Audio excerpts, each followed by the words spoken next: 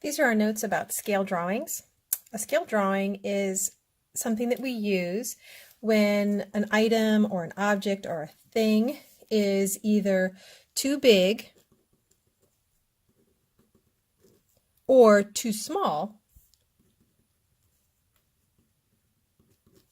to be drawn actual size. So there are some things that you can draw on a piece of paper and it can be the actual size that it is. But there are many things that are either too big, like for example, a city. So some examples of some things that would be too big would be a city or the world, or so those are some things that would be too big to draw their actual size. If you needed, for example, to draw how far it is between two cities. Then there are also some things that are too small to draw their actual size. They're microscopic. So things like a skin cell or a bacteria. So that's an example of something that's too small. And what we do is we actually make a drawing that is still proportional. Everything in comparison to each other is the same size, but it's actually something that can be drawn on a piece of paper. So we either shrink it down if it's too big, or we expand it, make it bigger if it is too small. So what do we do to do that? Well, we have to have something called a scale. And the scale is actually just the ratio of the measurements of the size of the measurements of things in the actual model. So the model would be our things that we can draw, and that is a relationship to the actual size. So we're talking about, for the scale, what is the actual relationship between the model measurement and the actual size measurement? So that's a ratio. So we got the word to here. So we're looking at a comparison. So when we talk about scale, in other words, we're saying what is the relationship in the measurements between the model to the actual measurements. So that's the comparison, that's the relationship. Now a scale can be a comparison of units that are the same or units that are different. So we can have the same units, meaning centimeters to centimeters, or they could be different units, meaning something like inches to miles, in the example of, say, something like maybe like a map. And the scale factor is if we actually write that ratio of the measurements for the two objects and we don't include any units. So we leave the units off, we're just looking at the actual numerical relationship, how much we multiply or divide by. So this is the measurements written as a ratio, but without the units. We look just at the actual number relationship without the unit.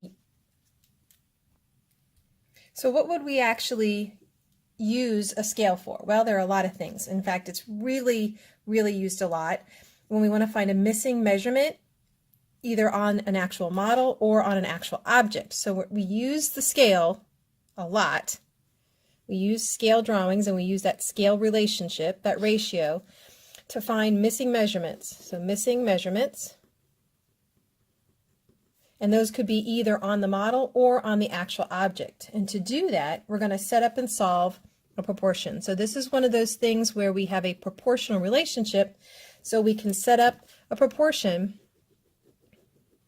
to find one of the missing amounts. So how do we do this? Let's look at an example. Let's say we have a map, and we're told on the map that there is a scale where for every 2 inches something is on the map, in reality it's actually 5 miles. So that's our scale. So our scale is that on the map, anything that is 2 inches on the map, so the map measurement is 2 inches, that's going to correspond to, in reality, an actual distance of 5 miles. So based on that relationship, how far apart would two cities be on the map if they are actually 12 miles apart? So if we know the two cities are physically actually 2 miles apart, 12 miles apart, how far apart are they on the map? So let's break this down. Let's identify what we've got in the information. What is it that we have and what do we want to know? Well, we have the scale. Map 2 inches equals 5 miles in actuality. And we want to know how far apart two cities would be. So how far on the map. So what we want to know is a map measurement if they are actually 12 miles apart. So once we kind of narrow that down, we can set up and solve a proportion. Like we talked about with proportions, it's important to set your relationship up in words first. So we're comparing our map measurement to our actual measurement. And the map measurement is 2 inches. The actual measurement that corresponds to that is 5 miles. We don't need the labels over here as long as we keep them in the right spot. And what we want to know is how far apart on the map if they are 12 miles apart in actuality. So now we just use our proportion solving. If there was an easy relationship here, we could have done, looked at like 5 times something equals 12. So 2 times that same thing would be A, but it doesn't have that easy or simple of a relationship, so we'll use our cross multiply and divide method. So 2 times 12 has to equal 5 times the missing amount. So then we just simplify and solve. 2 times 12 is 24. That has to equal 5 times something. So we work backwards to find what that something is by dividing by 5. So 24 divided by 5 has to equal that something. And when we do 24 divided by 5, we find that A equals 4.8. And then we can go back to what our question was asking to know what that 4.8 is. And that 4.8 is the distance on the map. So 4.8 is actually in inches. So we can add that, and there's our answer.